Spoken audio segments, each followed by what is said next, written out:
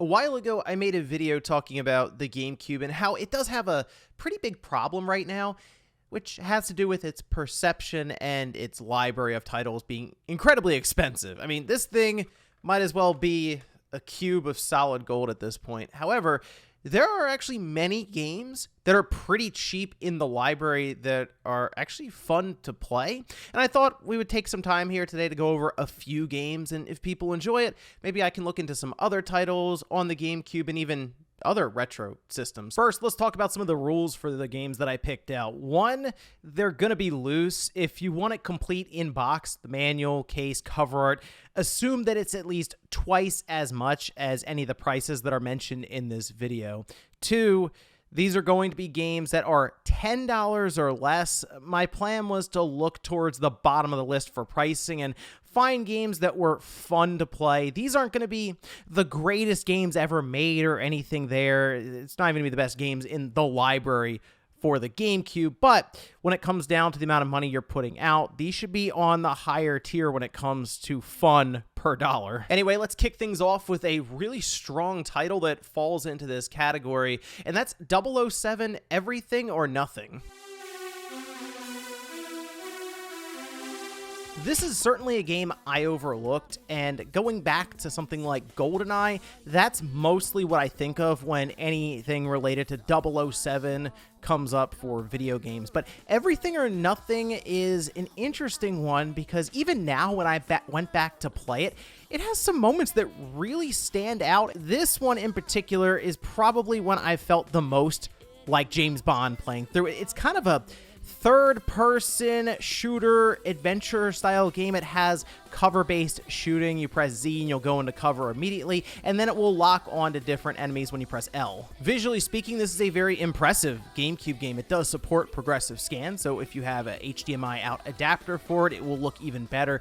And if you consider the fact that this was back in the early to mid 2000s, but you have some of these visuals to go along with the narrative aspect where they're setting up an entire story with some of these different cutscenes and likenesses to real life actors and actresses, it definitely plays up more like that big budget game. I certainly like how things get changed up pretty drastically from mission to mission. Just in the beginning, standard shootout type stuff. Eventually you take down a large jet fighter with a rocket launcher, and then 2 missions later you're rappelling down the side of a building, almost Rainbow Six like, and then you're having this wild chase in a car with a rocket launcher strapped to the top of it. There's even a full multiplayer mode where you can go head to head or even run through an entire part of the game in co-op, and it's built out much more than even I was expecting here. So looking at the entire package for 007 Everything or Nothing coming in just over $8, I think it's a pretty good pickup. I also reached out to a few other creators to get their perspective on the GameCube library. There was one YouTuber who was blowing up over on Scott's Stash, so thought we'd get their take on it. I hear we're talking cheap GameCube games. So I guess we're not talking GameCube games. I kid. There's definitely games to play on the GameCube for less than $200, believe me. And one of those games happens to be Sonic Mega Collection, for those who just need to play Sonic and Knuckles with a C-stick in the corner of your controller. This is mostly a pick based on nostalgia, as I owned this one as a kid. I originally had a Sega Genesis with Sonic 1 and 2, and one fateful day at Toys R Us, my mom pointed this game out and I decided to buy it without realizing nearly 30% of the game I already owned. But I'm glad I did, because this is still one of the best compilations out there. There's just something special about it. The menus and music accompanying them elicit this weirdly emotional feeling, like you're going down memory lane, thumbing through the included artwork and movies. I love how so many Sonic comic book covers are included alongside a handful of videos. The original game manuals, we have some unlockable games like Rise Star, which is a treat, but when it comes to the games, these are really solid emulations. There are no doubt better, more efficient ways to play these games nowadays, but playing classic Sonic with a GameCube controller feels really natural with the oversized A button. You can also unlock the different variations of the games created by plugging them into Sonic and Knuckles, like Knuckles and Sonic 2, which oddly enough some collections don't even do that. Yeah, that's 1 point for the GameCube. and the Gamecom. Well, I don't think this is the best way to play these games. This is a good way to play these games. They all run great. They feel right on the GameCube, and with all the cool extras, this will always be one of the most respectful and classy collections of old school games. At least from throughout the 2000s. So yes, this was my pick for a cheap GameCube game. It was either this or Zapper. I made a mistake. If there's one thing the GameCube should definitely be remembered for, it's the lineup of titles that took advantage of the 4 controller ports on the front. And one in particular certainly gave rise to the idea of Marvel superheroes and RPG elements. And that, of course, is XMen Legends. This was one of my favorite multiplayer experiences back in the day. The fact that you and 3 friends can sit around and run through different levels. I mean, just annihilating everything in your path with the different X-Men characters was awesome. And this is the first time I remember a game like this involving like a licensed superhero property sort of be turned into this RPG game. I mean, we now have things like Ultimate Alliance, of course, that really grew from this, but this is the first time I remember jumping in and saying, okay, let's get our equipment set up. We're leveling up. Where do you want your points to go? Who's being the tank? Who's being the damage dealer? Okay, you're Wolverine. I'm Cyclops. It was just